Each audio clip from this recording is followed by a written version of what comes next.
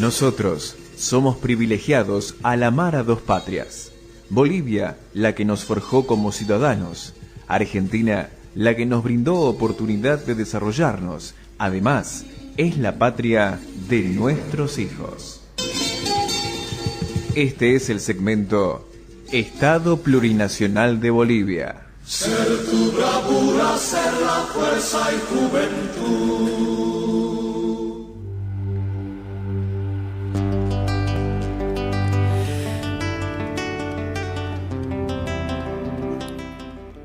El recurso más importante que tenemos en todo el mundo es la energía. En este caso, la energía de los hidrocarburos. En Bolivia se ha podido ver la historia de nuestros recursos naturales. Por ejemplo, el petróleo. La primera concesión o firma para la explotación del petróleo fue en 1867, antes de la Guerra del Pacífico, ¿no? Porque la Guerra del Pacífico es el 1879. Y esto fue la otorgación del gobierno hacia las empresas, una firma para la exploración y explotación del petróleo en 1867 durante el gobierno de Mariano Melgarejo, concedida a empresarios alemanes. Posteriormente, el 31 de diciembre de 1872, el presidente Tomás Frías declaró el petróleo como propiedad del Estado, emitiendo las primeras leyes de regulación. En 1867, la primera licencia de concesión petrolera a ciudadanos alemanes. En 1872, primer decreto que declara el petróleo propiedad del Estado boliviano. En 1924, descubrimiento del primer pozo petrolero en Bermejo para la Standard Oil, que es de Estados Unidos. Y en 1937, primera nacionalización del petróleo, expulsando a Standard Oil, creando YPFB en 1937. YPFB nace en 1937 tras recuperar después de la privatización, porque todos eran privados las primeras, pero en 1937 por primera vez se nacionaliza el petróleo. En julio de 1920, tras un golpe de Estado, Bolivia cambió el gobierno a José Gutiérrez Guerra, siendo derrocado el 21 de diciembre, casi medio año gobernó, pero entró Bautista Saavedra Mella, asumió el cargo el 28 de enero de 1921 y gobernó hasta el 3 de septiembre de 1925, y YPFB nace en 1927. O 37, hasta eso todavía estaba privatizado. Bueno, entonces pasa ese proceso, varias nacionalizaciones y privatizaciones, hasta que llega el decreto supremo 28701, Héroes del Chaco, en honor a los beneméritos de la patria de la Guerra del Chaco, que es Paraguay, del hermano Paraguay boliviano que nos han enfrentado entre hermanos, ¿no? Promulgado el 1 de mayo del 2006. Representó un hito en la historia reciente en Bolivia, y al nacionalizar sus recursos de hidrocarburos se beneficiaron todos los bolivianos. Y hoy quiero pues mostrarles un documental de lo que ha sido esa trayectoria desde 1920, pero antes ya estaban buscando petróleo. Entonces necesitamos saber cuál fue la historia. Es un documental que preparé, que dura unos 27 minutos. Ojalá alcance el tiempo. Acá va. Entre 1902 y 1920 se habían concedido para la explotación de petróleo nada menos que 3.7 millones de hectáreas a particulares. El primer paso, sin embargo, en serio, se da el 28 de febrero de 1920 al dictar una disposición que fue el hito más importante. A través de un instrumento legal, el gobierno de José Gutiérrez Guerra concede una superficie de 1 millón de hectáreas en Santa Cruz, Chuquisaca y Tarija a la empresa estadounidense Richmond, Levering & Company. Ya desde entonces, un senador vinculado al nacionalismo, Abel Iturralde, conocido como el Centinela del Petróleo, objeta el contrato y la concesión a la Richmond. A partir de ese momento, nacen dos líneas en torno al tema de las concesiones petroleras: quienes defienden la idea de que los recursos naturales deben ser controlados, administrados y explotados por el Estado, y quienes creen que es el liberalismo a través de la inversión privada extranjera el que logrará el desarrollo. El punto de partida de la batalla fue la concesión a la Standard Oil de todo lo que se le había dado a la Richmond Levering. El Estado le había dado un derecho por 55 años. Es el primer periodo de la historia de la explotación petrolífera en Bolivia, desde 1922 hasta 1937, perforando el primer pozo, el Bermejo 1, en 1922, el 24 el segundo pozo y el 27 el primer pozo en Camiri. La zona geográfica que estaba vinculada al petróleo incluía los departamentos de Santa Cruz, Chuquisaca y Tarija, un escenario que no ha cambiado con el paso de los años. Es en esos departamentos, además de Cochabamba, donde Bolivia ha encontrado lo fundamental de su riqueza petrolífera y gasífera. En el sur extremo de Bolivia, en el Chaco, donde surge el conflicto entre Bolivia y Paraguay. Uno de los argumentos más evidentes y obvios es la suposición de que hay grandes cantidades de petróleo debajo del terreno en conflicto. El Chaco se convierte en el punto más crítico de la historia contemporánea de la primera mitad del siglo XX. La guerra entre Bolivia y Paraguay, que desangró a ambos países, disputaba un espacio geográfico que finalmente demostró no tener las riquezas ni de gas ni de petróleo que se esperaban. Pero fue en Villamontes, centenares de kilómetros al norte del territorio en conflicto, donde Bolivia salvó su petróleo. Fue allí, bajo el mando del coronel Bernardino Bilbao Rioja, que Bolivia se hizo fuerte y protegió su riqueza más importante, garantizando su futuro no solo para el siglo XX, sino para el XXI. Pero un hecho fundamental marcó el destino del petróleo boliviano. Durante la guerra se comprobó que la Standard Oil estaba contrabandeando petróleo a la Argentina, y además mucho de ese petróleo transportándose al Paraguay para alimentar la máquina de guerra paraguaya frente a Bolivia. Era un escándalo intolerable para el país y fue el germen de la nacionalización. El presidente David Toro, que inauguraba lo que se llamó el socialismo militar, abre el espacio de los gobiernos nacionalistas en la historia contemporánea de Bolivia. Toro, el 7 de junio del 36, declara la caducidad de las concesiones previas a la ley de 1921. El 21 de diciembre de 1936, crea Yacimientos Petrolíferos Fiscales Bolivianos, una iniciativa de personalidades como Dionisio Foglianini, Enrique Mariaca, Humberto Vázquez Machicao y Jorge Muñoz Reyes, cuya palabra fue decisiva para la nacionalización del Standard. En marzo de 1937, tras una ardua reunión de gabinete, el presidente decide la nacionalización de la Standard Oil. El decreto determinó la caducidad de las concesiones petrolíferas y la reversión de todos sus bienes al Estado. La decisión del gobierno boliviano fue histórica, no solo por el cambio de actitud en relación a la inversión externa, sino porque fue la primera estatización en la historia de Bolivia y la primera en toda América Latina. Y por otro lado, el comienzo de las refinerías que se van a desarrollar a plenitud en el gobierno de Gualberto Villarroel, particularmente la que años después llevó su nombre. Aquí se transforma el oro negro en 14 subproductos de primordial interés para la industria nacional, y los 130.000 metros cúbicos de gasolina que aquí se refinan suplen las necesidades internas y permiten su exportación, incorporando valiosísimas divisas para el patrimonio de la República. En este contexto podemos hablar ya de la capital del petróleo del país, Camiri. No solamente porque es en la región donde se están produciendo y explotando los mayores y más importantes pozos, sino porque allí se va a generar una élite de técnicos e ingenieros que van a desarrollar lo mejor de yacimientos en esos años. Pero el crecimiento de la empresa es mayor que su propia capacidad de inversión. Y entonces surge uno de los momentos más polémicos del proceso revolucionario.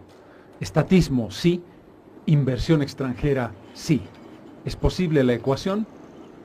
se resuelve con el llamado Código Davenport, primero como decreto en 1955, luego ratificado en el Parlamento en 1956, promulgada por el gobierno de Siles Suazo. El código otorgaba amplias facilidades a los inversionistas a cambio de una regalía del 11% al Estado, que podía reducirse según el caso, y un impuesto sobre utilidades del 30%. Esto fue considerado en un editorial del New York Times como el convenio más liberal de la época en el mundo entero. Y en esa época ya las condiciones entre empresas y estados eran del 50%. 14 empresas extranjeras entran en los campos bolivianos y reciben concesiones en 14 millones de hectáreas. Solo 2 de ellas tienen éxito, la más importante, la Bolivian Gulf Oil, subsidiaria de la Gulf Oil Company. El debate se reaviva y desde la izquierda las críticas contra el MNR en este tema son virulentas. Los años 60 fueron en todos los sentidos unos años turbulentos, de gran creatividad, de gran confrontación de ideas y de grandes esperanzas. Probablemente las utopías más importantes de todo el siglo XX nacieron en la década de los años 60. Fue precisamente entonces cuando Bolivia, inmediatamente después de la guerrilla del Che Guevara, entra en un periodo corto de lo que se llamó izquierda nacional y recuperación del nacionalismo revolucionario. Allí, un nombre va a marcar un gobierno, la GALF. Ese gobierno era el de Alfredo Obando Candia, la segunda nacionalización del petróleo. Una historia que va a combinar un periodo, el de Barrientos, en una óptica que podríamos hoy quizás considerar de derecha, pero estatista, luego Torres y Obando, y después el 21 de agosto y la dictadura de Banzer. Pero la marca, el conjunto de elementos de la economía y de su manejo no cambiará. A pesar de que hayan tendencias de derecha y de izquierda, en el fondo, lo que fue el sello del nacionalismo revolucionario pervivió en todo ese periodo. La muerte en un accidente aéreo del presidente Barrientos abre una nueva etapa en la historia. Tras un breve interregno del presidente Siles Salinas, llega al gobierno Alfredo Obando Candia. Es un momento de inflexión histórica. Obando Candia, con un grupo muy joven de ministros que lo acompañan, entre ellos Marcelo Quiroga Santa Cruz, toma una decisión drástica que va a justificar la esencia de su propia gestión gubernamental. Pocos días después de posesionarse como presidente, decide la nacionalización de la Gulf Oil Company. Es el 17 de octubre de 1969. En la búsqueda de una línea de consecuencia y lealtad con los intereses obreros y populares.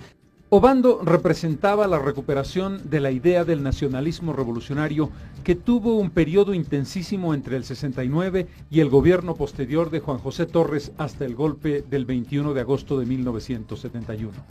Esa idea de nacionalismo reflejada en las fundiciones contratadas por Obando en 1966 e inauguradas por Torres tuvo su carácter simbólico fundamental en la GALF. El presidente Banzer aprueba a poco de llegar al gobierno un nuevo Código del Petróleo en 1972. Las estrellas son los contratos de operación. Eso permite la presencia de más de una veintena de empresas extranjeras que van a entrar a trabajar en Bolivia y van a recibir un pago del 50% de la producción en especie como reconocimiento de su inversión en exploración y explotación de hidrocarburos.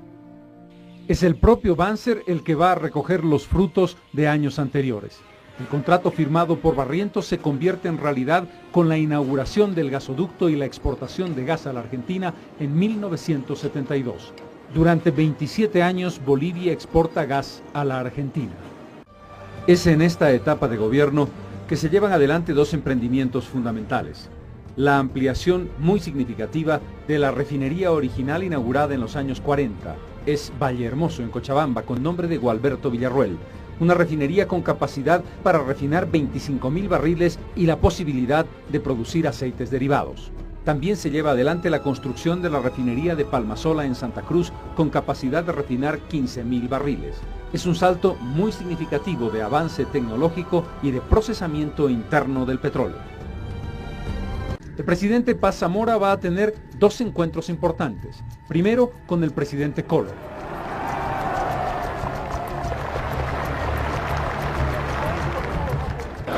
Tudo aquilo que nós iremos fazer é em prol do desenvolvimento dos nossos países e em benefício dos nossos povos.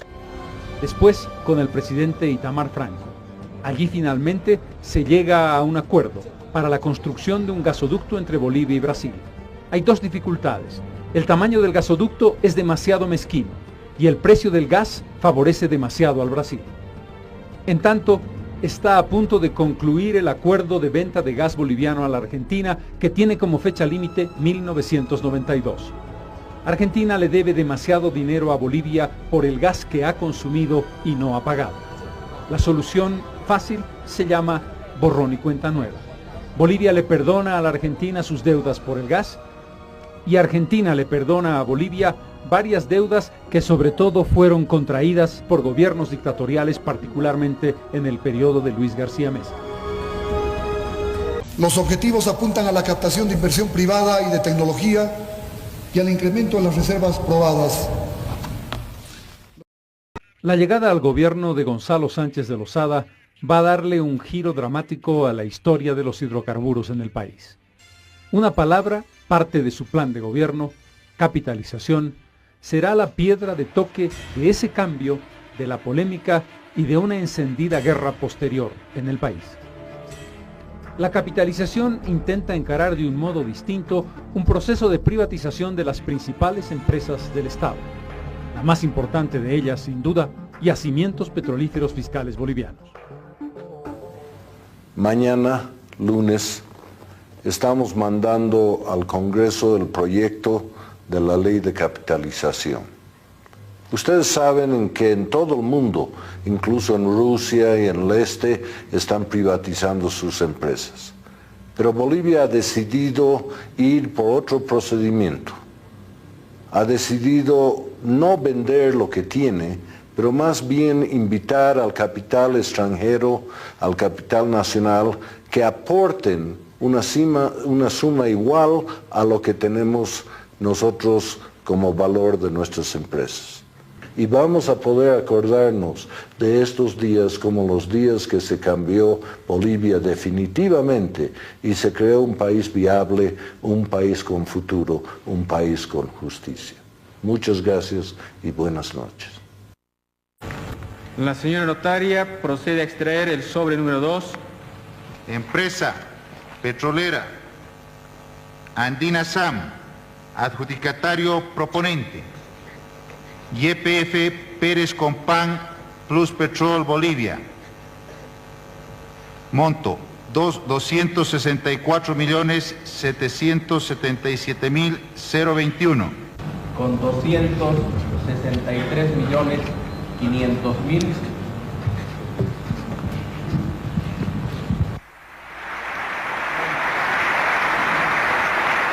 Este es un momento histórico para Bolivia. Con la capitalización de YPFB estamos culminando con éxito uno de los objetivos más importantes en la reforma del Estado boliviano, la capitalización de las empresas públicas. El contrato de venta de gas firmado por Gonzalo Sánchez de Lozada y Fernando Enrique Cardoso en 1996 se concretó en julio de 1999, cuando el presidente Banzer y el presidente Cardoso inauguraron esa venta y abrieron las válvulas del nuevo gasoducto. Configura uma etapa decisiva na progressiva consolidação de uma nova matriz energética na América do Sul, no contexto da integração regional. Declarar enemigos de estas siglas políticas y enemigos de la patria a quienes individual o colectivamente entreguen el patrimonio nacional a manos extranjeras. Irónicamente, en el segundo gobierno de Hugo Banzer Suárez, en el que participaban ADN, el MIR, Condepa, NFR y UCS, se llevó adelante la privatización pura y dura de las refinerías. Quienes criticaban duramente el proceso de capitalización, que había dejado el 50% en manos de un fideicomiso, entregaron el 100% de las refinerías a empresas privadas. Ni un solo centavo de esos 130 millones recibidos quedó después de su gasto en el Tesoro General de la Nación. Conocido el gran volumen de reservas de gas del país, se planteó la posibilidad de exportarlo más allá del Pacífico, México y Estados Unidos. Esto coincidió con el deseo y necesidad de Chile de contar con un gas del que es absolutamente deficitario. Las negociaciones entre el presidente chileno, Ricardo Lagos, y los presidentes de Bolivia, primero Hugo Banzer y luego Jorge Quiroga, llevaron a la posibilidad de exportar el gas por un puerto chileno, eventualmente en la localidad de Patillos. Las empresas transnacionales con inversiones en Bolivia crearon Pacific LNG, con el interés de hacer esa inversión, pero con la condición de que fuera exclusivamente por un puerto chileno. Los gobiernos de Lagos y Quiroga llegaron a lo que en diplomacia se llama un non-paper, es decir, un acuerdo no escrito con las bases fundamentales para llevarlo adelante. La oferta chilena era una zona económica especial administrada por Bolivia de aproximadamente 600 hectáreas, con la posibilidad de construir allí una planta transformadora de gas. El objetivo de Chile era consumir gas boliviano en Chile, además del gas para la exportación. La dificultad fundamental, por supuesto, es que Chile no le otorgaba soberanía a Bolivia. Con la llegada a la presidencia de Evo Morales el año 2006, se produce un salto adicional. Llegó ese día esperado, ese día histórico como es 1 de mayo, para nacionalizar todos los recursos naturales, empezando ahora, hoy día, por los hidrocarburos y por el gas natural. Nacionalizan los recursos naturales hidrocarburíferos del país. El Estado recupera la propiedad, la posesión y el control total y absoluto de estos recursos. Las empresas petroleras que actualmente realizan actividades de producción de gas y petróleo en el territorio nacional están obligadas a entregar la propiedad a yacimientos petrolíferos fiscales bolivianos, toda la producción de hidrocarburos. Para esto, Morales escogió el Pozo San Alberto, en Caraparí, en el Chaco tarijeño, departamento con el 90% del petróleo y gas del país, operado por Repsol YPF. A partir de ello, las empresas extranjeras que querían continuar operando en Bolivia, entre ellas Repsol YPF, se vieron obligadas a entregar su producción a yacimientos petrolíferos fiscales bolivianos, suscribiendo entonces nuevos contratos en un plazo de 180 días. De ese modo, los contratos en vigor eran considerados nulos al no haber sido ratificados por el Congreso de la República. Aquellos contratos de riesgo compartido, joint ventures, suscritos entre el Estado y las multinacionales petroleras durante el primer gobierno de Gonzalo Sánchez de Losada, otorgaban la propiedad de los hidrocarburos en boca de pozo a estas empresas. Un salto cualitativo, un cambio cualitativo en toda la historia de Bolivia, porque el gas no era nuestro. De los 100 bolivianos que era la utilidad del negocio del gas, 18 se quedaba el Estado Nacional, el 82 se la llevaban las empresas transnacionales. Teníamos problemas de abastecimiento de GLP, teníamos problemas de abastecimiento en otros combustibles, no teníamos el control de los hidrocarburos en realidad, y el único dato que te quiero dar es que desde el año 85 al 2005 la renta petrolera ha sido 4.500 millones de dólares. 2006-2016, que es el mismo periodo, 33.000 millones de dólares.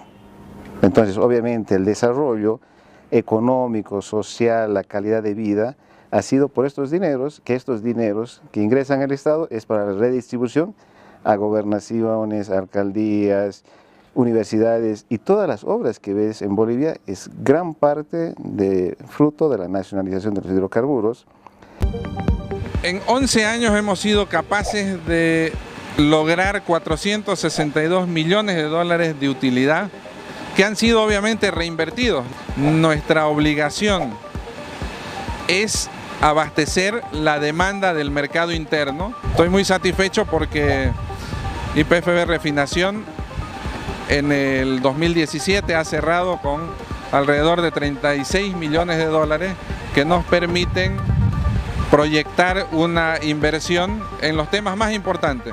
Nuestras dos refinerías son un referente importante en el sector de hidrocarburos. El país recuperó una reserva importantísima de recursos que significó inmediatamente la posibilidad de contar con un importante excedente interno.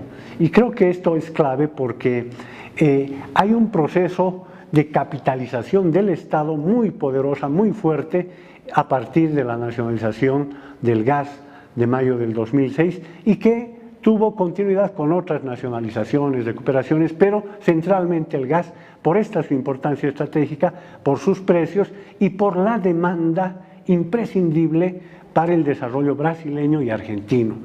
Hola, le damos la bienvenida a la refinería Gualberto Villarroel. Usted ha ingresado a instalaciones de YPFB Refinación S.A., empresa que desde el 27 de junio de 2007, día de su nacionalización, aporta al crecimiento regional y nacional. Nuestra refinería está ubicada en el kilómetro 6 de la Avenida Petrolera, conocida también como Carretera Antigua a Santa Cruz. Aquí las actividades iniciaron el año 1949 con la construcción de la primera planta de topping a cargo de la compañía Foster Wheeler de Estados Unidos. Entre 1953 y 1957 se construyó la primera planta de lubricantes. 10 años después se inició la producción de gasolinas, jet fuel, fuel oil, solventes y gas licuado de petróleo. El complejo refinero de Cochabamba se inauguró en 1979. El mismo comprendía una unidad de crudo con capacidad de 27.250 barriles de petróleo día y una unidad de hidrobomb platforming de 8.160 barriles de petróleo día para la producción de carburantes y solventes. Gracias a un proceso sostenido de inversiones que viene realizando la empresa, se han incorporado tecnologías y nuevos equipos que han permitido que la capacidad de la planta de carburantes se incremente. Actualmente aquí se produce gas licuado de petróleo, gasolina especial, gasolina premium, gasolina de aviación, jet fuel, diesel oil y querosene. Por su parte, la planta de lubricantes abastece a todo el mercado nacional con la mejor calidad en aceites y grasas automotrices e industriales, también con cemento asfáltico y otros productos. Al ingresar a la refinería, se le asignará una credencial de acuerdo al área que visita. Para ser admitido en nuestras instalaciones, usted debe seguir el programa de seguridad diseñado para visitantes. Le invitamos a conocerlo. Y era una empresa residual, eso era lo que era Yacimientos. Era una empresa con 500 personas que no tenía voz ni voto y no tenía ni la posibilidad de saber la producción, por decir un ejemplo, de una planta de Sábalo y San Alberto. Es decir, no podía entrar el fiscal boliviano de producción a saber cuál es la producción real del campo San Alberto, siendo un boliviano y siendo un fiscal que le atribuye las normas. Hoy YPFB es una empresa con 5.000 trabajadores, que está en toda la cadena de los hidrocarburos, está en el upstream, en el downstream. Hoy estamos en la industrialización. En Cochabamba, la construcción de la planta de urea y amoníaco en Bulo Bulo, según los últimos reportes, registra un 96% de avance e ingresa a su fase final. La planta de urea y amoníaco, ubicada en la región de Bulo Bulo, en Cochabamba, tiene un avance del 96% en la ejecución de obras. Y los primeros días de enero se embolsará el primer paquete de urea y amoníaco. Ahí cambia Bolivia. Bolivia es otra. ¿Por qué? 20% al mercado nacional. Ustedes saben que va a mejorar muchísimo la calidad, la eficiencia de la agricultura. Se ampliará la frontera agrícola, pero también exportaremos el 80%. mayores ingresos al país. Esta planta producirá 1.200 toneladas métricas día de amoníaco, materia prima para producir 2.100 toneladas métricas días de urea, esto a partir del gas natural que recibirá de la planta Carrasco. Esta industria, como decía el compañero ministro de Hidrocarburos, es la primera planta de petroquímica en Bolivia, compañeras y compañeros. Y nuevamente quiero decirles, esa es la conciencia del pueblo boliviano. Gas convertido en fertilizantes va a salir en producto. Como vamos a vender producto, en vez de que el plata se vaya como antes importando fertilizantes, ahora va a llegar plata en vez de que se vaya. Ahí mejora la economía nacional. La planta contará con más de 220 operadores que ya comenzaron a ser capacitados. Antes Bolivia, no estaba en el mapa hidrocarburífero del mundo. Antes de la nacionalización, Bolivia no existía. La nacionalización será efectiva, ya no solo como concepto, también como respuesta al desarrollo de un país que mira al futuro desde la dignidad de quien defiende su patrimonio, vigilando asimismo que la lucha no haya sido en vano.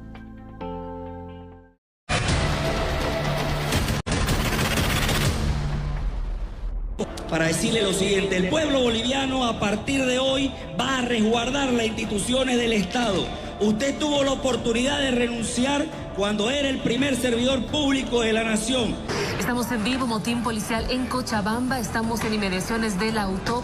Usted veía a los funcionarios policiales. Sugerimos al presidente del Estado que denuncie su mandato presidencial.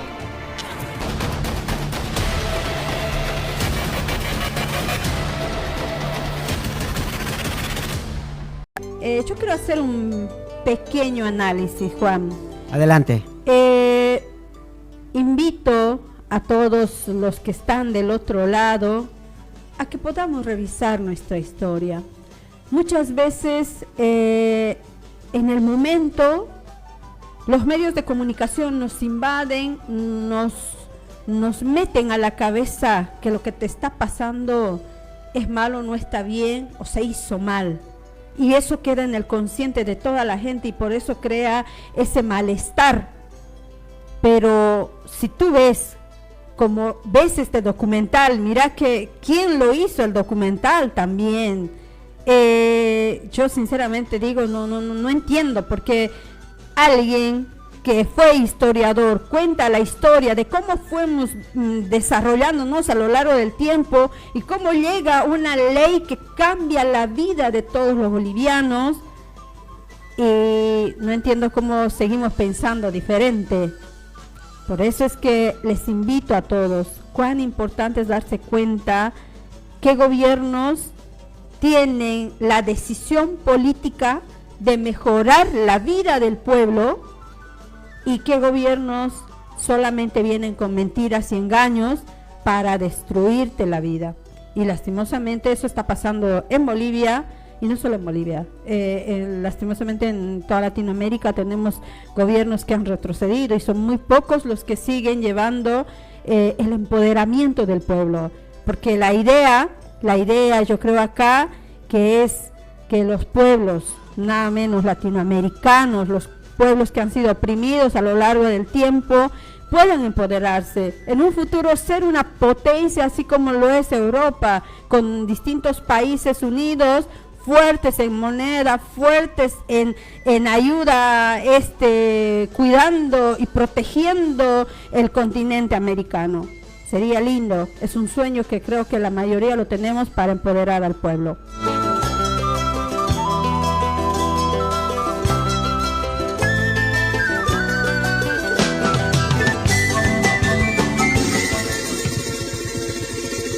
Nosotros somos privilegiados al amar a dos patrias. Bolivia, la que nos forjó como ciudadanos. Argentina, la que nos brindó oportunidad de desarrollarnos. Además, es la patria de nuestros hijos. Este es el segmento Estado Plurinacional de Bolivia. Ser tu bravura, ser la fuerza y juventud.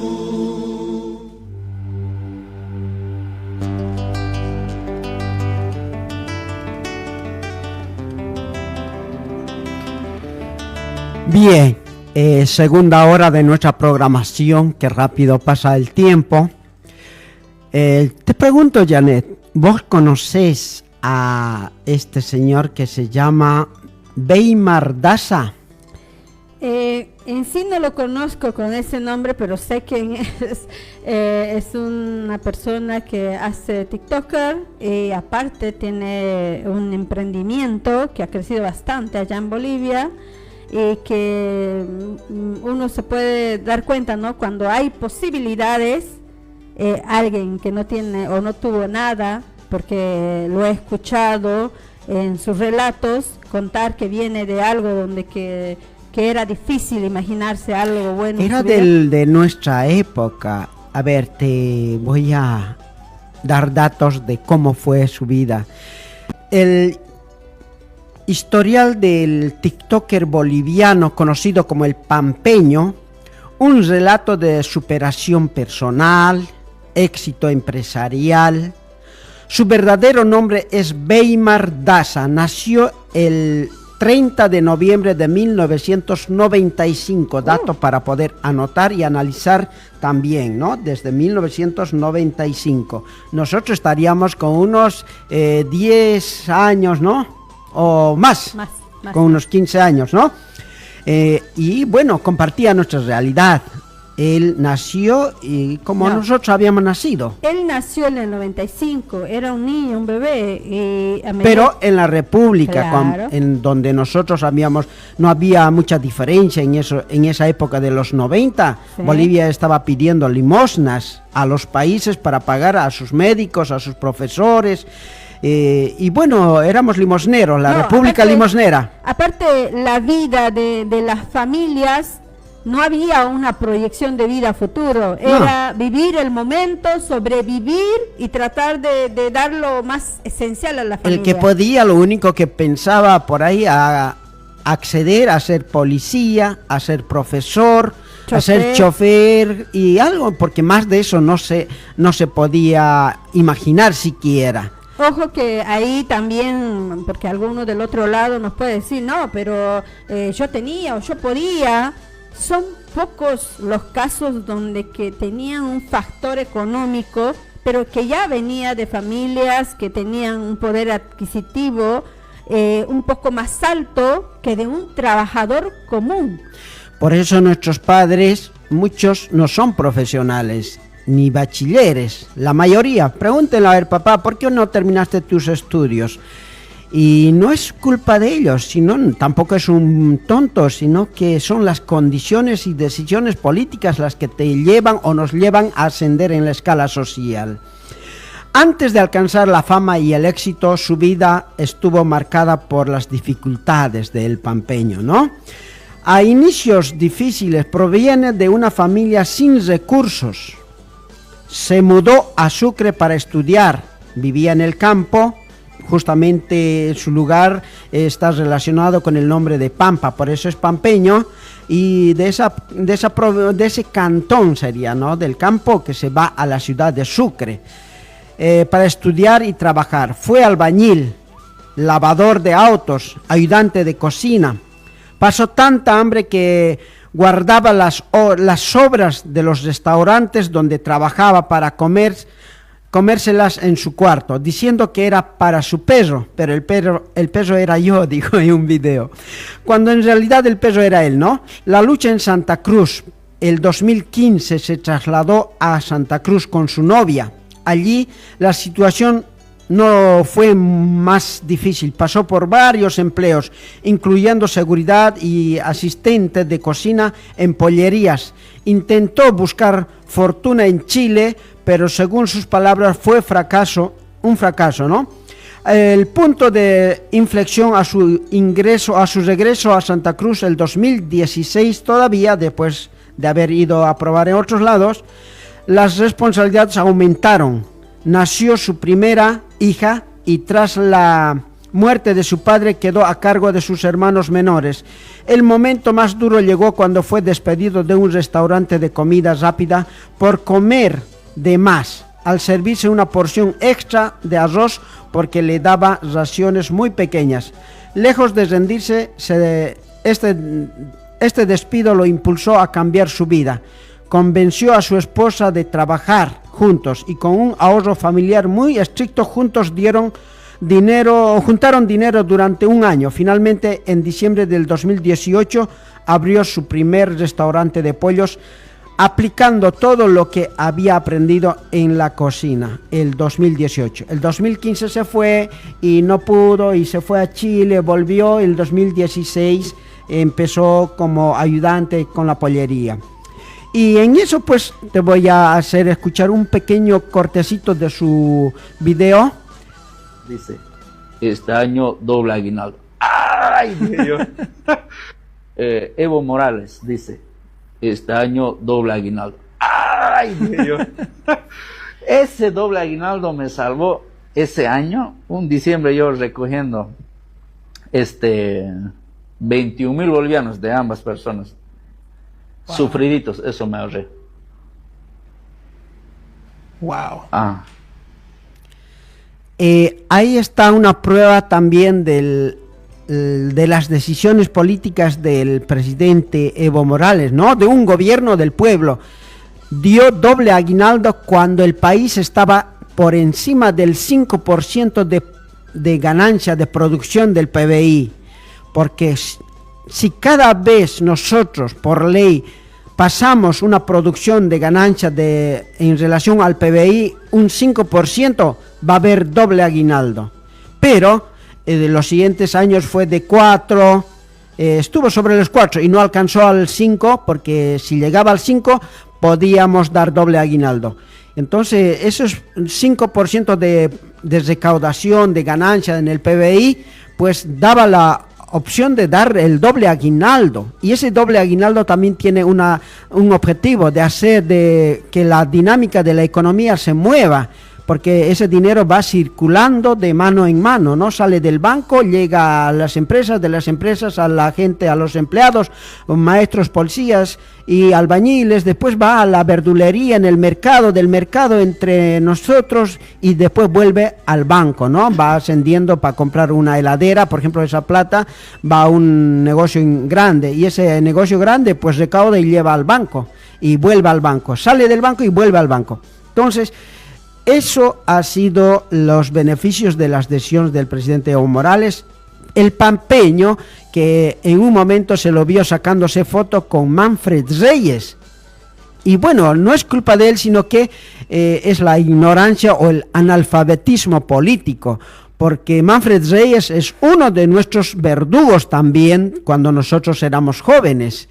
Y él no se da cuenta que Manfred tiene un pasado y juega para el equipo de los ricos, del poder económico. Y necesitamos gente que juegue para el equipo de los trabajadores. Pero Pampeño se estaba sumando o hinchando para el equipo de los verdugos, ¿no? Y de ese modo lo fui buscando y lo seguí. Y en uno de esos, cuando se fue a Santa Cruz con su señora, con una mano atrás, como nosotros hemos llegado acá a la Argentina, con una mano atrás, una mano adelante. Y él pudo conseguir trabajo junto con su señora, pero no vive con su señora, lamentablemente, y vio su interés personal. También no todos podemos hacer plata, porque nosotros, por ejemplo, conocemos la forma de hacer plata, podemos hacer plata, pero decidimos no hacer, porque también hay que tener ese pensamiento de insensibilidad, porque el negocio es eso, no hay corazón, son negocios. Y él, durante la pandemia, el 2019, aprovechó, cuando estaba prohibido moverse, él hacía delivery, sacó una licencia como para... persona esencial como farmacéutico. Arriba le ponía medicamentos y abajo estaba llevando sus pollos. Bueno, es una trampa, es un poco ético, pero él así, eso es el negocio, pero está bien. Por eso Evo Morales decía, el que quiera dedicarse a la política no puede pensar en la política. La política es servicio. Al que le guste la plata, no se dedique a la política, dedíquese al negocio, que en el negocio le va a ir bien. Y tienes razón, y no se puede mezclar la política con la plata. Entonces el pampeño estaba haciendo, él se dedicó, no hizo política, pero se dedicó al negocio y estaba haciendo negocio. Y en ahí no hay moral ni ética, sino son negocios. Yo pienso que siempre uno tiene que hacer memoria, porque este tiempo ya fue pasado con lo que vive la actualidad Bolivia. Como tú bien decías, personas de nuestra generación, porque somos un poco más mayores que él, nosotros no tuvimos la posibilidad, y me parece que no solamente nosotros, sino toda esa generación no tuvo la posibilidad de tener un buen trabajo, no pudo la posibilidad de mejorar su calidad de vida. ¿Y por qué? Hay que buscar un factor común que ha determinado que la sociedad tenga ese tipo de vida, porque no solamente fuimos nosotros. Si vamos a la anterior generación, que fueron nuestros padres, también su vida fue condicionada. Claramente el factor común es cuando tienes gobiernos que no miran, yo quiero decirle decorosamente, que no miran al pueblo. Lastimosamente el pueblo tiende a tener ese tipo de sociedad donde que no tiene posibilidades de crecer, de mejorar. ¿Sabes qué? Yo me acuerdo muy bien, y eso empecé como a hilvanar, porque cuando vinimos la primera vez acá a la Argentina, yo me acuerdo muy bien que antes, cuando tú viajabas en el colectivo, si a vos te faltaba 10 centavos, no podías tomar el colectivo. Porque se pagaba con monedas, era un monedero, no como ahora la tarjeta. Yo me acuerdo, porque yo lo veía ahí, jóvenes, o bueno, en ese momento jóvenes trabajadores subiéndose al colectivo porque les faltaba 10 centavos. Y habían choferes que no les permitían viajar por esa falta. No te puedo llevar. Y me acuerdo viendo a esa persona pidiendo una monedita en la fila para lograr viajar. El 99 estamos hablando. Exacto. Y a ver, ahí si nos ponemos a reflexionar, cuando uno no tiene la posibilidad de tener ese 10 centavos que le falta para que pueda trasladarse, movilizarse, o pueda tener algo, ojo que esto es metafórico, ¿no? Ahí te das cuenta que así, por más que te esfuerces, no puedes salir adelante. Por más que yo le ponga empeño, ahora mismo, eso de hace años pasados, lo asociamos con lo que vivimos ahora en la actualidad. No solamente en Bolivia, lo vivimos acá. Anteayer, no, la semana pasada estuve de visita caminando por el mercado central y justo hacía calor y me quería comprar un jugo. Le digo, ¿y qué tal? ¿Cómo está la venta? Porque siempre soy de ir hablando y de ir indagando cómo está la sociedad. Y me dice, mira que no me he vendido, que hay muchos vendedores. Y eso me llevaba a mi pasado, porque me acuerdo que antes, cuando no había una economía fluctuante, una economía con vigor, porque cuando hay eso se mueve, crece, todos estamos haciendo cosas para mejorar, y en esos tiempos también era así. Nuestros padres, yo me acuerdo de chica, yo no conocía qué era darme un gusto, porque mi padre y mi madre solamente llenaban la olla y las necesidades básicas, como ahora lo estamos viendo. La mayoría de la sociedad no puede darse gustos, a no ser que tengas una posibilidad. Por ejemplo, aquel que tiene su casa tal vez no lo está sintiendo mucho, porque tiene un respaldo. Eso es capital. Eso hoy en día nosotros podemos, o muchos de nuestra colectividad, mucha gente puede aguantar. Por eso yo agradezco, llego a casa y digo, gracias que tenemos dónde estar. Imagínate si yo tuviera que estar pagando alquileres y tuviera hijos, como cuando llegué recién, me hubiera agarrado este tipo de políticas. Dios mío, ¿dónde estaría? ¿Cómo estaría? Y a muchos les han agarrado así y por eso nosotros hemos decidido tomar los micrófonos, porque nadie habla de estos temas personales o reales de nuestra realidad.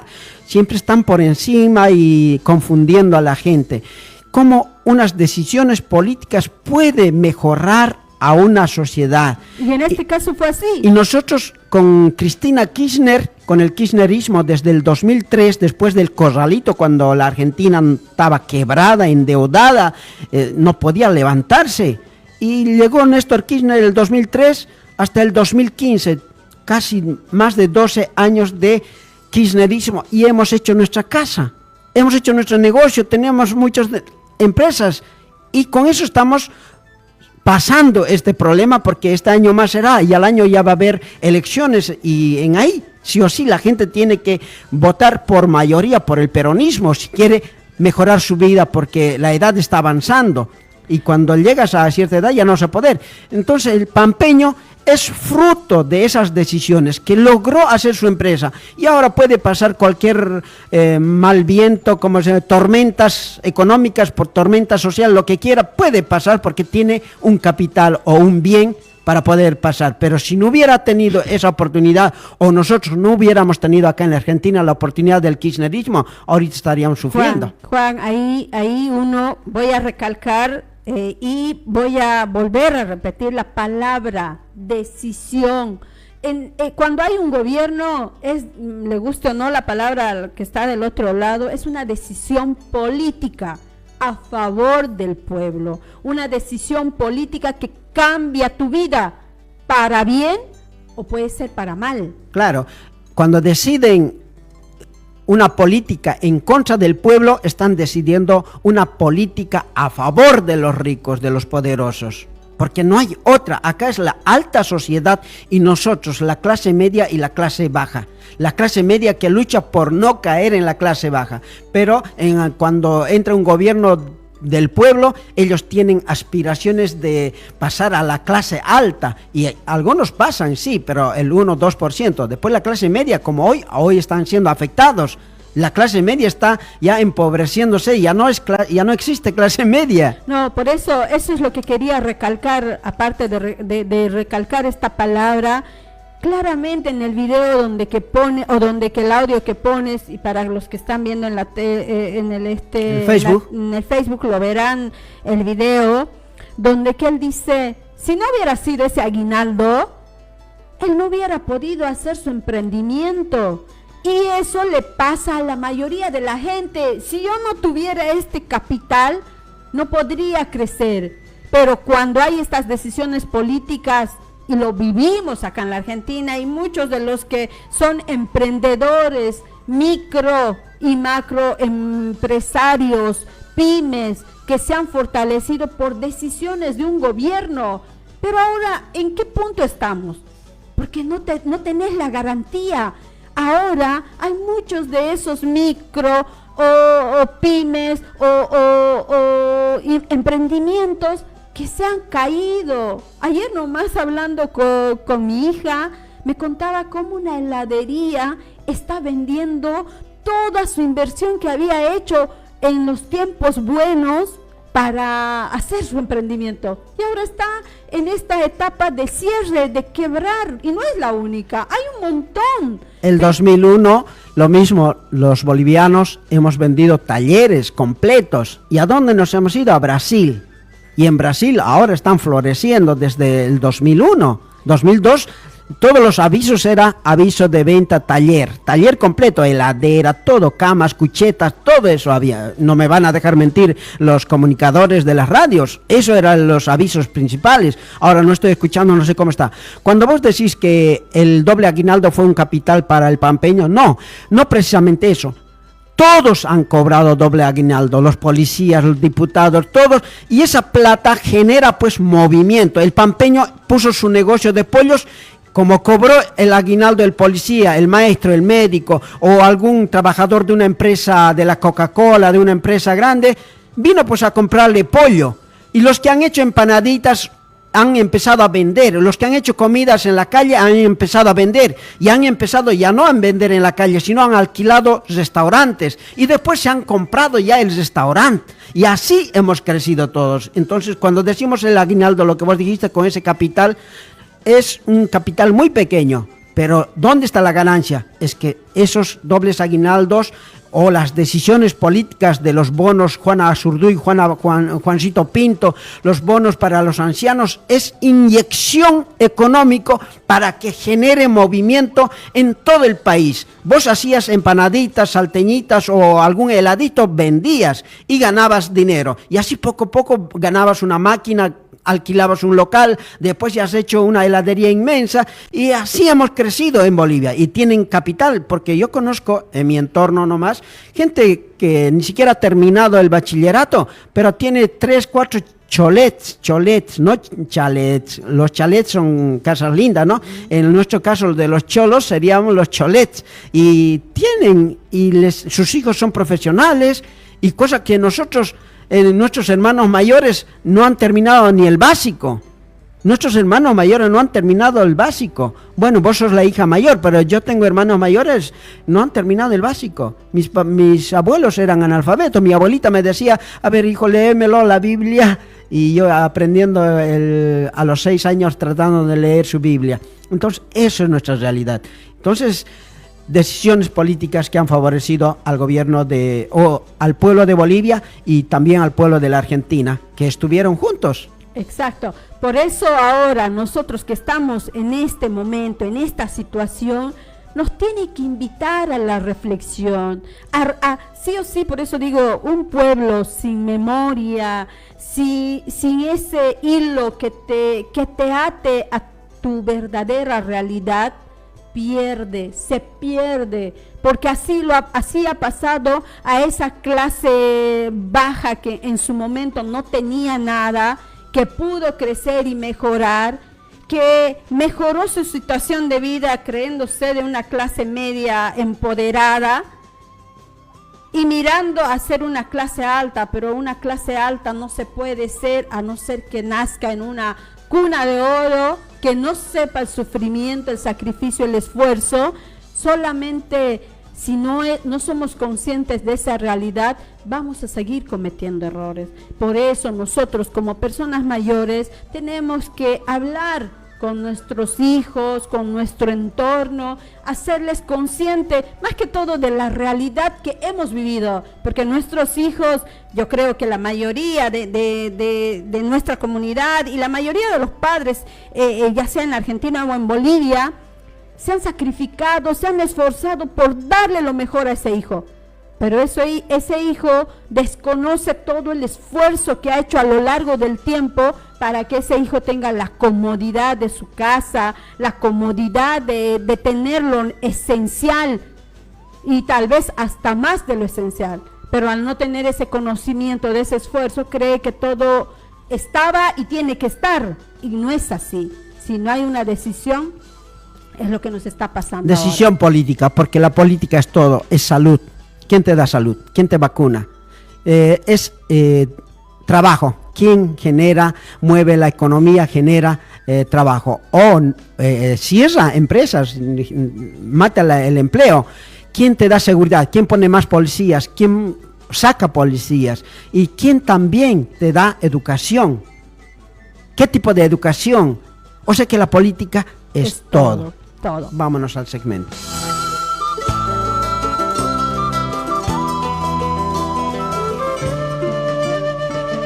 Saber lo que pasa a nuestro alrededor es muy importante, así como saber lo que pasa en otras partes de nuestra casa común. Este es el segmento Internacionales.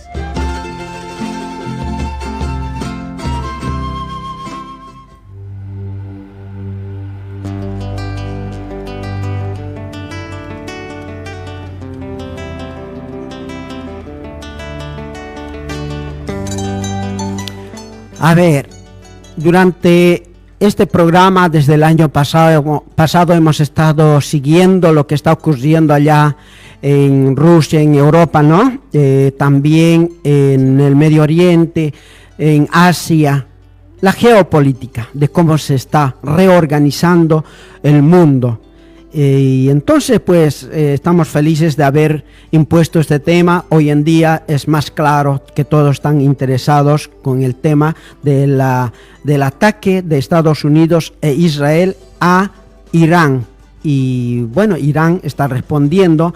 No ha sido como han atacado, secuestrado al presidente Maduro en Venezuela y no han podido responder más de eso, y ahí lo tienen secuestrado en Estados Unidos a Maduro. Pero ahora en Irán quisieron hacer lo mismo, solo lo asesinaron al papa de esa religión y ahora están movilizados y respondiendo. Juan, y nosotros no podemos hablar mucho. Sí, dime. No, yo quiero más que todo aclarar para los que están del otro lado. A veces tal vez uno dice, pero lo que pasa en el otro lado no nos afecta, no nos importa. No, quiera o no, todo lo que pasa en el otro lado del mundo, las guerras, en alguna manera nos afecta, ya sea económicamente, ya sea en relación de estados. Hay todo tiene que ver con todo, así que es importante estar interiorizados con lo que también pasa en el mundo. Nosotros no podemos hablar mucho porque no conocemos, no vivimos todo eso, solo de lo que nos dice, y no sabemos si es verdad o es mentira, porque cada uno dice su verdad. Exacto. Y entonces es mejor que lo diga alguien que es de ese lugar y sabe, ¿no? Todas las voces, y tenemos efectivamente aquí a uno de los invitados que tenemos para presentarles, Sheikh Mohsen Ali. Él lo que hace es representar al Islam, a la casa que difunde el Islam en nuestro país. Sheikh, gracias por venir. ¿Cómo estás viendo esta situación? En primer lugar, salam aleikum, que la paz sea con todos ustedes. Es una situación muy preocupante, pero de una vez por todas había alguien que tenía que frenar al terrorismo internacional. Y por terrorismo internacional me refiero a los países que figuran en la lista Epstein, los que comen a los bebés recién nacidos, los genocidas, los pedófilos, los pederastas y aquellos que se ufanan de tener una tecnología tan superior que pueden poner un misil por el conducto de un aire acondicionado y eligen, porque es una elección, bombardear un colegio donde hay 400 niñas y casi 200 de ellas murieron. Son los mismos que destruyeron Gaza, produciendo un genocidio como no conocía la historia de la humanidad, con más de 70.000 muertos. Son los mismos que atacan a todos y cada uno de sus vecinos. La República Islámica del Irán en los últimos 200 años no atacó a ningún vecino, no inició la guerra. Perdón, no quiero dejar pasar esto. Usted está hablando de grupos terroristas y se refiere directamente a Israel y sus aliados. No le quepa la menor duda, son los terroristas del mundo y hay que pararlos. Los tiene que parar las Naciones Unidas y si no los pueblos unidos. Esto es intolerable. Es grave no lo que porque, dice, no porque han atacado un país el planeta islámico. tiene la concepción al revés, que Hezbollah e Irán son los terroristas. Basta ver el accionar de uno y de otro. Basta ver el accionar. Mire, le voy a nombrar países que atacó Israel en estos últimos años. Irak, Irán, Siria, Líbano, Palestina, tanto en Cisjordania, porque jamás estaban en Gaza, ahora están atacando Cisjordania. ¿Cuántos países más tienen que atacar? Y las imágenes que vemos de una Teherán bombardeada son reales. Le quiero decir a la gente que desgraciadamente son reales. Pero también hay imágenes reales de la respuesta de la República Islámica del Irán, que hace 20 años se viene preparando para esto. Es una guerra simétrica. Por un lado tenemos a los Estados Unidos de Norteamérica, el país que, si uno toma en cuenta los 10 países que más gastan en armas en todo el mundo, los Estados Unidos está en primer lugar y gasta más que el resto de los 9 países en su conjunto. Por lo tanto, tiene un montón de armas. Pero para frenar los misiles balísticos de Irán, cuyo costo es $200.000 cada uno, precisan misiles del sistema THAAD, que tenía una base ahí en Kuwait, por ejemplo, y en Emiratos, y que fue destruida por la Revolución Islámica. Y para frenar cada misil de Irán tienen que tirar por lo menos entre 3 o 4 de esos misiles, que cuestan $2 millones cada uno. Ya se han tirado 1.000 misiles, quiere decir que Norteamérica ya gastó 4.000. Esto es la República Islámica se venía preparando, como digo, desde hace 20 años para afrontar esta situación, y es, a nuestro juicio, con la ayuda de Dios, porque esto también es un reclamo de justicia que tiene la humanidad frente a tanta insensibilidad, atropello, maldad, asesinato. Hoy Caín está matando a Abel todos los días y en varios países. A diferencia del Caín original, que se ocultó y con vergüenza mató a su hermano y no quería que nadie se entere, hoy Israel y los Estados Unidos de Norteamérica están asesinando, invadiendo, saqueando, y todo por intereses espurios de dominación geopolítica. ¿Cuál es el interés que está por detrás? ¿Qué quieren en realidad Israel y los Estados Unidos en Irán? En el caso específico de la revolución islámica, es parar los efectos de la revolución, que al otro día de triunfar ocupa el edificio donde estaba la embajada de Israel en Teherán, y en ese mismo lugar, fíjese qué símbolo, crea la embajada de Palestina. Justicia para los pueblos es un principio de la jurisprudencia islámica. No oprimir ni permitir ser oprimidos. Es una enseñanza del profeta Muhammad. No oprimir ni ser oprimidos. Y del tirano ser enemigo y opositor, y del oprimido ser solidario. No sé cómo va a terminar esto. Tengo mis convicciones. Ahora, ¿es una guerra ideológica o es una guerra económica? Porque a mí me da la impresión que, digo, cuando vos apuntás tus misiles a un lugar donde se produce petróleo, donde pasa petróleo, donde el petróleo es la fuente vital en todo el mundo, digo, puede que haya, además de los intereses ideológicos, económicos. Por supuesto que hay estrategia. La guerra es estrategia, ha quedado demostrado a lo largo de la historia de la humanidad, ¿sí? Pero qué curioso que nos llame porque hundan un barco y nos llama la atención, y no nos llamó la atención 75.000 mártires, niños, mujeres, ancianos, más de 20 hospitales bombardeados, la ciudad arrasada, el país arrasado, y eso no nos llama la atención. Una vez más, ¿quién está atacando hoy ahora al sur del Líbano? ¿Quién está atacando a la República Islámica del Irán? Que recordemos que todo esto que vemos es respuesta al ataque unilateral de Irán. Ahora, Sí, dale. hablamos, para entender un poco lo que usted nos manifiesta, los terroristas serían Israel y Estados Unidos, pero usted defiende el régimen de Islam tal como está, es decir, ¿es posible que ese régimen después de este ataque quede como está? O porque sabemos que adentro del país hay bastantes grupos que no están a favor del régimen y que también han sido oprimidos, como usted dice, y que podrían quedarse con el poder luego del ataque de Estados Unidos. Dos cosas. La primera, creo que no tengo retorno, por eso no escucho muy bien.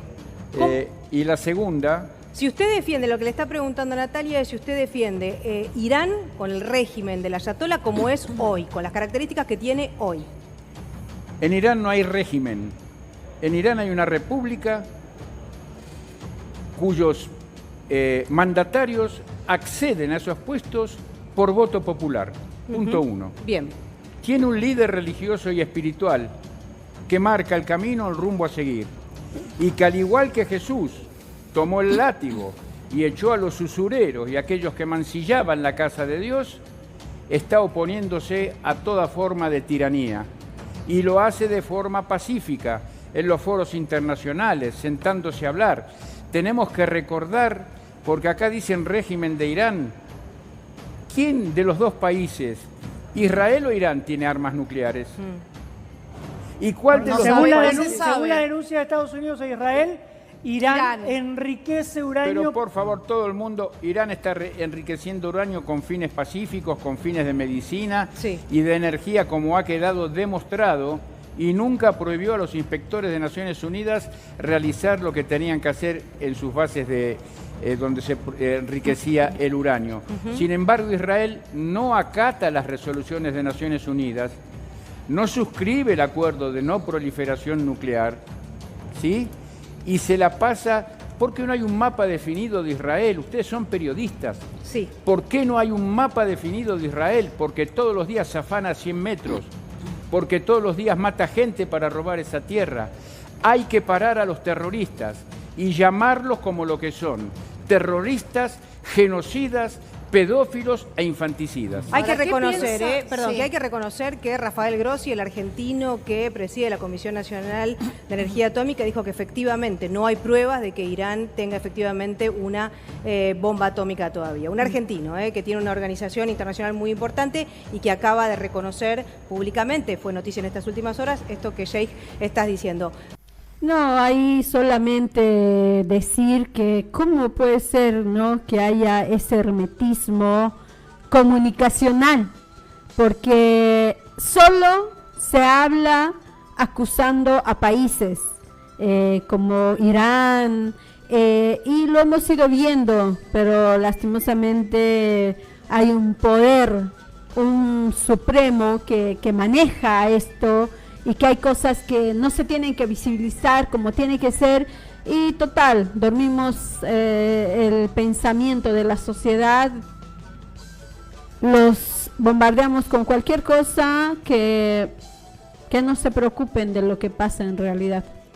Bueno, no todos están de acuerdo allá como ciudadanos, así como en la Argentina hay gente que está a favor del gobierno, que está vendiendo el país, y hay gente que está defendiendo también, hay patriotas, y en Estados lo mismo, hay ese tipo de personas. Por ejemplo, un policía, un sargento ex, que ha sido retirado de un parlamento, y lo dijeron esto. A ver, escucha esto.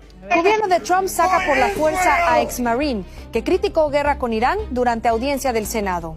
El ex sargento de la Marina de Estados Unidos, Brian McGuinness, fue brutalmente expulsado de una audiencia del Senado mientras gritaba: "No queremos librar una guerra por Israel", exponiendo lo que millones piensan sobre la guerra de Trump contra Irán. Vestido con su uniforme de gala de los Marines, McGuinness interrumpió la sesión del Comité de Servicios Armados gritando que América no quiere enviar a sus hijos a morir por Israel, mientras policías del Capitolio lo arrastraban violentamente hacia la salida. McGuinness, candidato del Partido Verde al Senado de Carolina del Norte, denunció que Estados Unidos se convirtió en país sionista, que cree que Israel tiene derecho a expandir sus fronteras con tropas americanas. 3 policías terminaron lesionados por la resistencia del veterano, quien fue arrestado con cargos de agresión y ahora enfrenta hospitalización por fractura. La maniobra desesperada del Congreso confirma que las voces contra la guerra de Trump están rompiendo el silencio. ¿Silenciarán a más veteranos? ¿Qué te parece? Y bueno, ahí claramente yo creo que la gente tiene que empezarse a pronunciar, porque no puede ser que haya una persona que quiera dominar a todos los que son ciudadanos, obligarlos a hacer algo que no quieren. Yo creo que si los pueblos despertaran, yo creo que sería distinta la realidad en la que viviríamos. Sería distinta, hay que despertar. Ese es el objetivo de este programa, despertar al pueblo, porque el pueblo es lo que manda, pero estamos divididos, porque hay una minoría que nos están dominando.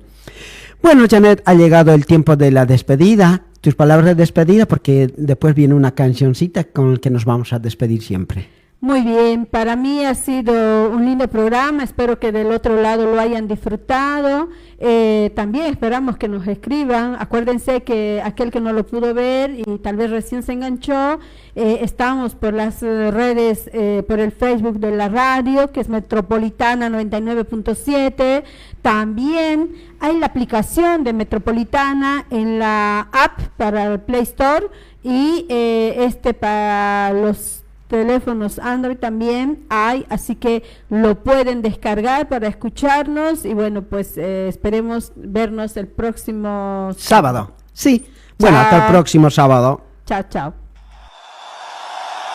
¡Fuera! ¡Fuera! ¡Fuera, Yankees de América Latina!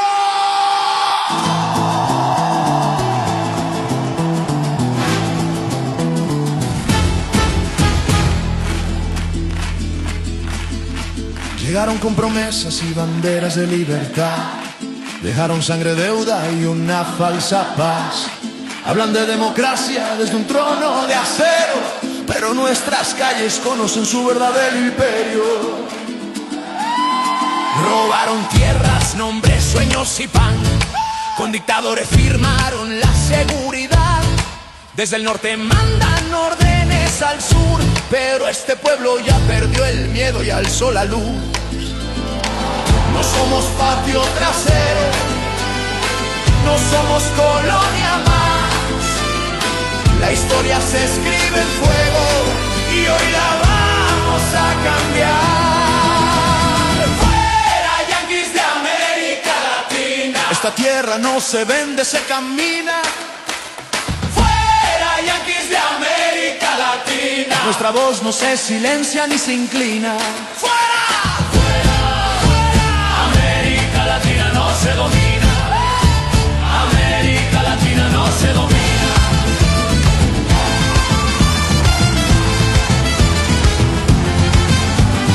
Países militares sobre pueblos sin voz, corporaciones mandando más que Dios. Llaman ayuda al saqueo legal, pero la dignidad no la pueden comprar. Desde el río Bravo hasta la Patagonia, un mismo grito rompe la hegemonía. Indígena, obrero, estudiante y canción, somos millones latiendo en revolución. No somos su negocio, no somos su botín. Aquí manda la memoria de los que lucharon hasta el fin. ¡Fuera yanquis de América Latina! Ni bloqueos ni balas nos arrodillan. ¡Fuera yanquis de América Latina! Soberanía viva, libre y combativa. ¡Fuera! ¡Fuera! ¡Fuera! América Latina no se domina. América Latina no se levanta.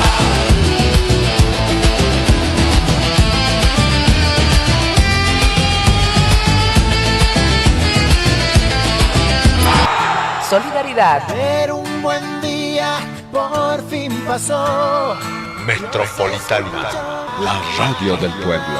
99.7 el dial ya va a comenzar.